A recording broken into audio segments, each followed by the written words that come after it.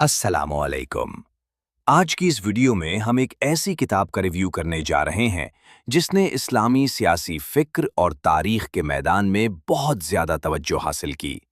इस किताब का नाम है खिलाफत व मुलूकियत।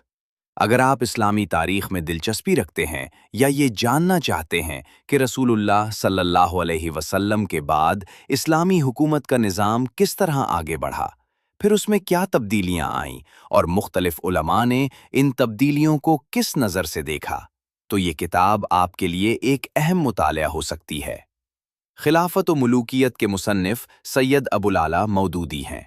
वो 20वीं सदी के मारूफ इस्लामी मुफक्किर, मुफस्सिर और मुसन्निफ थे।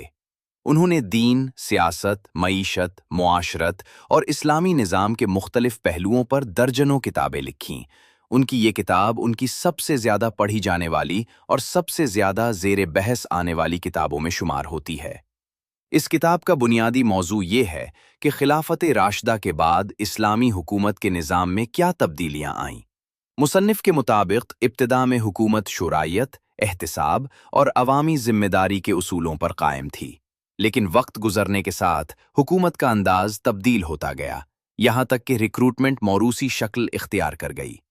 इसी तब्दीली को उन्होंने खिलाफत से मुलूकियत की तरफ सफ़र करार दिया है। किताब में तारीखी वाक़यात को सिर्फ बयान नहीं किया गया, बल्कि उनका तज्ज़िया भी किया गया है।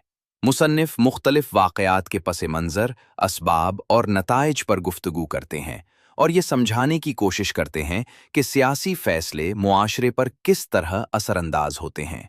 अगर आप सिर्फ तारीखी वाक़यात पढ़ने के आदी हैं, तो ये किताब आपको मुख्तलिफ महसूस होगी, क्योंकि यहाँ वाक़यात के साथ मुसन्निफ का तज्ज़िया भी शामिल है। यही चीज़ इस किताब को मुनफरिद भी बनाती है और इसी वजह से इस पर इख्तलाफ भी किया जाता है। इस किताब की एक बड़ी खूबी ये है कि ये कारी को सवाल करने और सोचने पर मजबूर करती है।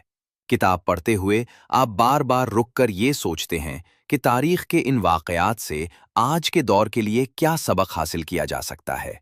अलबत्ता ये बात भी जहन में रखनी चाहिए कि ये किताब सिर्फ तारीखी मालूमात पर मुश्तमिल नहीं, बल्कि एक फ़िक्री और तज्ज़ियाती किताब है, यानी मुसन्निफ अपनी राय भी पेश करते हैं। इसलिए इसे पढ़ते वक्त ये समझना ज़रूरी है कि हर तारीखी वाक़े की एक से ज़्यादा तशरीहात भी मौजूद हो सकती हैं। इसी वजह से इस किताब पर मुख्तलिफ उलमा और मुहक्किकीन की मुख्तलिफ आरा सामने आईं। बहुत से अहले इल्म ने इसे इस्लामी सियासी फ़िक्र में एक अहम इजाफ़ा करार दिया। उनके नज़दीक ये किताब मुसलमानों को अपनी तारीख़ पर गौर करने की दावत देती है।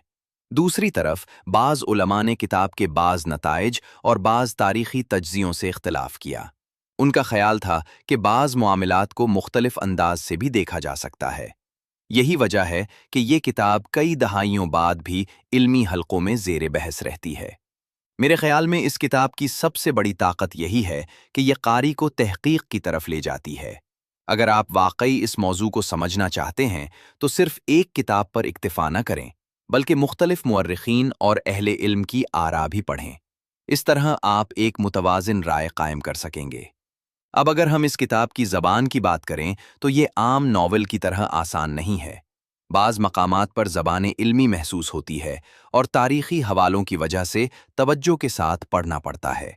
लेकिन अगर आपको इस्लामी तारीख़ में दिलचस्पी है, तो चंद सफ़हात के बाद अंदाज़े तहरीर समझ में आने लगता है। ये किताब ख़ास तौर पर उन लोगों के लिए मुफीद है जो इस्लामी सियासत, खिलाफत, तारीख़ और फ़िक्री मबाहिस को समझना चाहते हैं।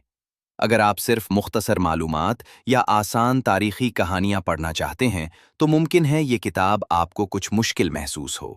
लेकिन अगर आप संजीदा मुतालिया करते हैं, तो ये किताब यकीनन आपकी मालूमात में इजाफ़ा करेगी। अगर मैं इस किताब का मजमूई जायज़ा पेश करूं, तो मौजू के एतबार से ये एक निहायत अहम किताब है। तहक़ीक़ के एतबार से भी इसकी अपनी अहमियत है।